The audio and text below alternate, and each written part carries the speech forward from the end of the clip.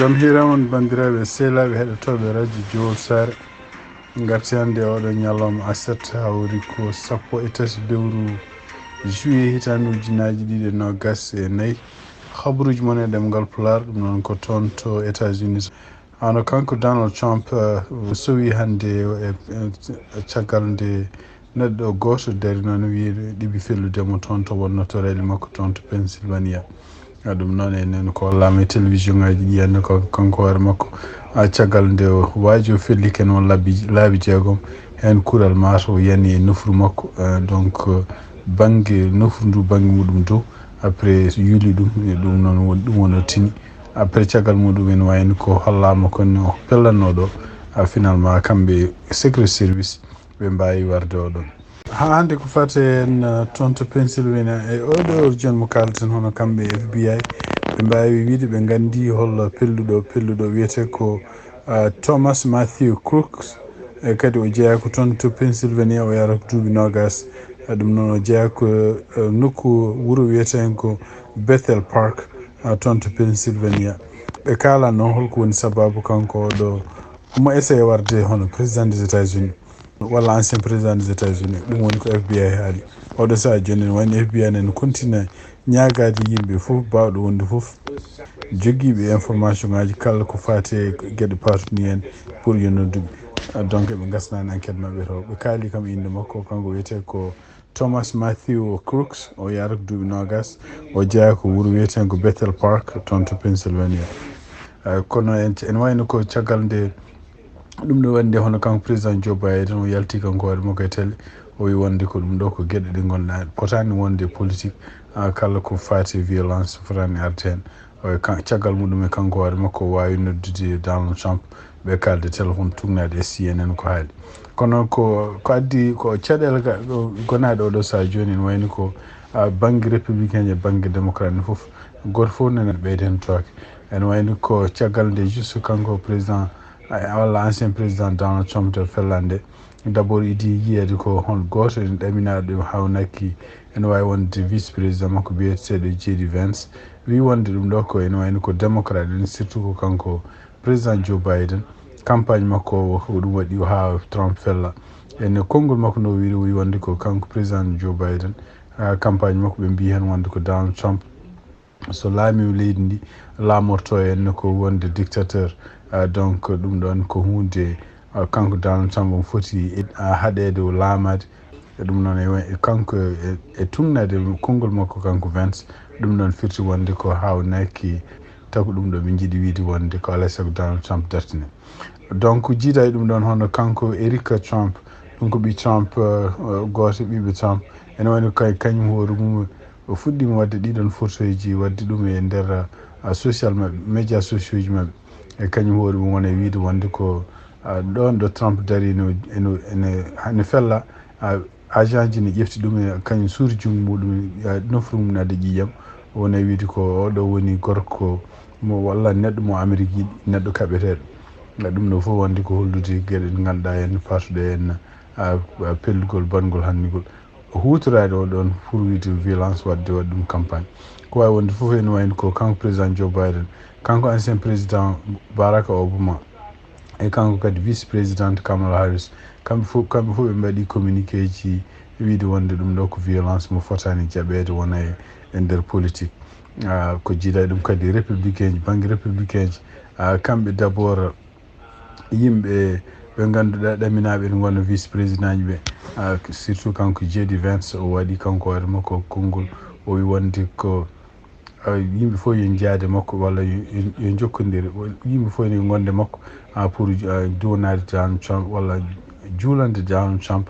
omo ɗamini Donald Trump ma daro e koyɗe muɗum hono kanko Marco Rubio kanko hoore makko wi wonde ko eɓene kadi kamɓe koye maɓe eɓe duwano Donald Trump beele ene wawa artude dartade koyɗe muɗum goɗɗo o kadi ko gouverneur toon to Caroline du Nord biyeteɗo Doug Burgum ɓeɗo fof ko candidat ji yen kañum hoore wi wonde ko kañum e joom suudu mum biyeteɗo Catherine eɓene duwano Donald Trump toon kadi to Caroline du Sud Tim Scott ɓeɗo fof ko yimɓe ɗaminaɓe ne mbawne e hawnaki goto men wawi wonde suɓede pour wonde vice président makko kanko Donald Trump on kadi ko la même chose wi wonde ko nelde Donald Trump dowuji muɗum gouverneur de Caroline Dakota du Sud Christine Noem on kadi kañum horum wi wonde ko ene yanta e gorko muɗum kañum horum en duwono hono Donald Trump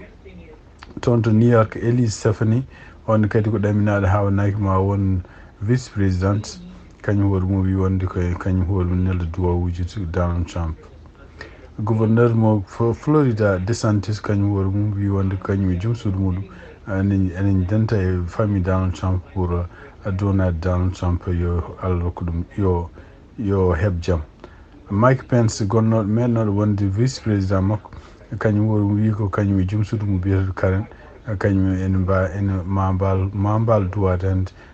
walla ma mbal julde hande pour jonade Donald Trump Arkansas gouverneur Sarah Huckabee meeɗi wonde presse secrétaire makko kanko Donald Trump ene kañum hoɗum wi wonde ko Donald Trump hay goto wawa dartinde ɗum e kadi Amérique o wi ko leydi Amérique kadi hay goto wawa hel ɗum way ɗum noon wayno ko kanko Sarah Huckabee ene wayno kanko waɗa makko yomo duwono leydi ndi foof Donald Trump junior kañum hoɗum wi wonde ko o wi bamum hay goto wawa dartinde haare muɗum nde haɓante pour dandude Amérique toon to Sud représentant hono kanko Mike Johnson ɗum noon ko gardiɗo Sud représentant walla biyeteɗo kañum woni speaker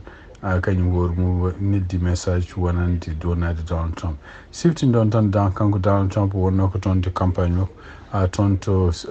Pennsylvania wuro wiyetengo Butler donc ko toon neɗɗo hawnaki ko toon neɗɗo final makko toon fella nde haade makko felle noon e wayno ko won yimɓe wiiɓe wonde ko jii pellannoɗo ene ngabba e dow huɓeero to kalni police kono noon e finalement maro haade police tinde taw déjà ko felli kono noon tan ene wawi ɗum ɗo fof ko gueɗe ɗe ganduɗa hawnaki ɗiɗo duuɓi joyyi tumnade kadi haalaleɓe ko fati politique no mbiri wonde ko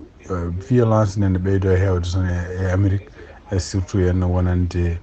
kamɓe ko fati politique cuɓugol président walla cuɓugol sénateur uji walla représentant ji ko wawi wonde fof e siftinde on tan ko ene wayno ko ɗo e balɗe nayyi kanko Donald Trump ko nden o rutto kadi toon to Wisconsin ene wayno ko toon ɓe mbaɗata convention mabɓe ɗum noon ko kanko pour nomdemo kanko Donald Trump pour wonde candidat républicain ko nden kadi ɗamina kanko hoore makko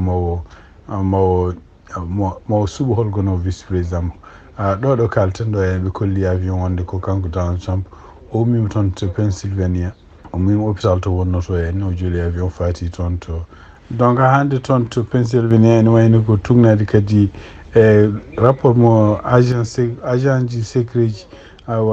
ene wayno ko renoɓe président men go kalmi wi wonde ko oɗo joni eɓe kiisi joni wonde ko neɗɗo goto maayi e yimɓe wonnoɓe toon to wondunoɓe makko kanko Donald Trump ene waɗi noon yimɓe ɗiɗo oɗo saaha joni ko gañiɓe ɓen kadi ko wonnoɓe ɓen kadi ko wonnoɓe e campagne makko kanko Donald Trump toon to wuuro wiyetengo Butler Pennsylvania bandiraɓe sehlaɓe heɗotoɓe radio Juillet sar ko ɗum woni kabaruji min jogono noon hande ɗemgal Pulaar janggo hawnaki ma en gartu kadi jañiɗen surtout so tawi keeɓi FBI gasni o enquête de andude hol pellunoɗo mo kanko Donald Trump e kadi ƴeewen hol développement ji goɗɗi mbaɗi hen donc yen mbaali jaam ha janggo on jarama